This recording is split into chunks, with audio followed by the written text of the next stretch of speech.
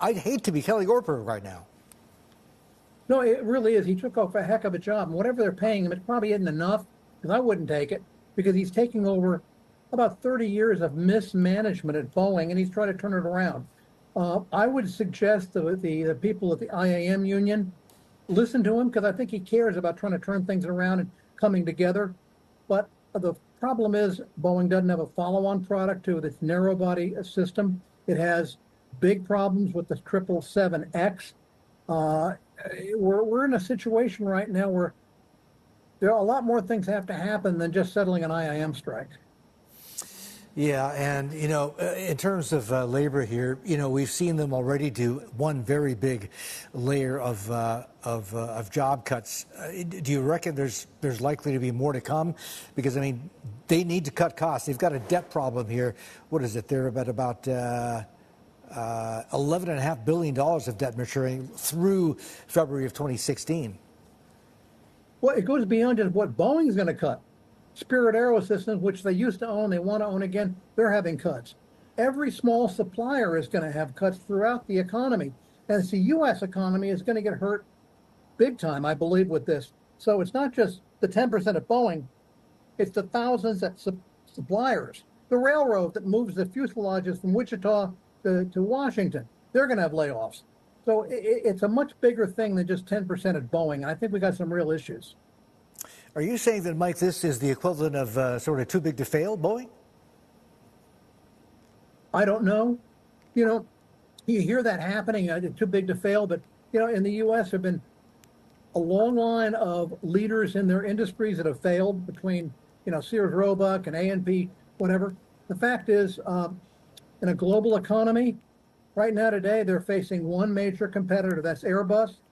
Airbus does have its issues, but Airbus could put up another 3 production lines in Mobile, Alabama within the next 18 months, and they'll take the business. Boeing is paying a price for sloppy management over the last 20 years.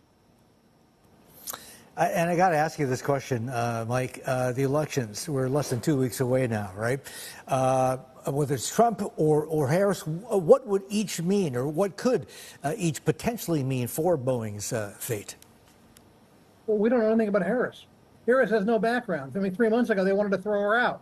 She's never said anything about her economic policy, never said anything about her China policy, which is important. So I'm sure the folks down there in Beijing are quite excited about having her being elected, because she doesn't know anything. And I'm sorry to say that, but that's a fact.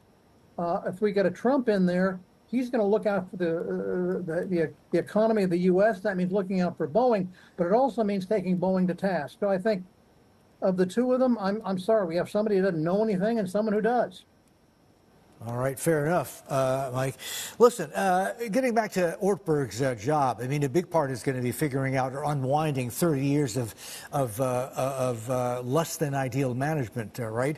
And I'm looking here at a piece in Fortune magazine where he said, we need to be on the factory floors, in the back shops, and in our engineering labs. We need to know what's going on, not only with our products, but also with our people. How did it get to this stage at a company as storied and as previously successful as Boeing? I mean, earlier back in the day, with the 787, right, plastic fantastic, it was, I think, a business model issue, right?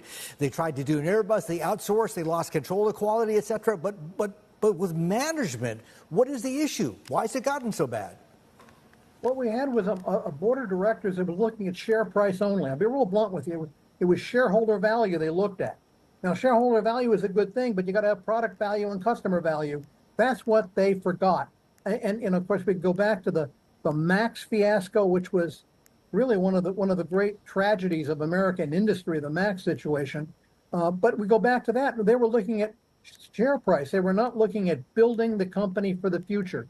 Right now, they have no future airplanes on the drawing board. Now, Ortberg said so, but guess what? That's years away. And, right now, our friends at Airbus, they're European. We're supposed to be very staid Europeans that don't do a lot. They're kicking the rear end of most of Boeing right now today. So the fact is, Boeing either gets itself together very quickly, or it will be a third-rate. I mean, Embraer could out-slick them over the next 10 years. Oh, goodness. Even Embraer of Brazil, goodness.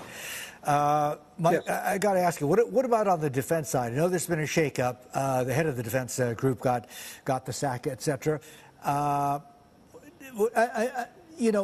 this is happening at a time when a lot of folks are starting to question the cost plus business model for legacy defense contractors, including names like Boeing. Is it just a matter of time before that has to change and we go to the way of some other names out there, some of whom are public, but many of whom are still private? The issue is, how can you lose money on a defense contract, but they're succeeding in doing it? So yes, that process has to change. I mean, look at the next Air Force One. It's been wallowing around overpriced for the past 10 years. What we have to have is a Boeing that really wants to get things out the door. But if you lose money on the defense contracts, we have a world of hurt going on, because those are ones you should be cost plus and it's clean, and they're losing money. Again, bad management and really horrible leadership from their board.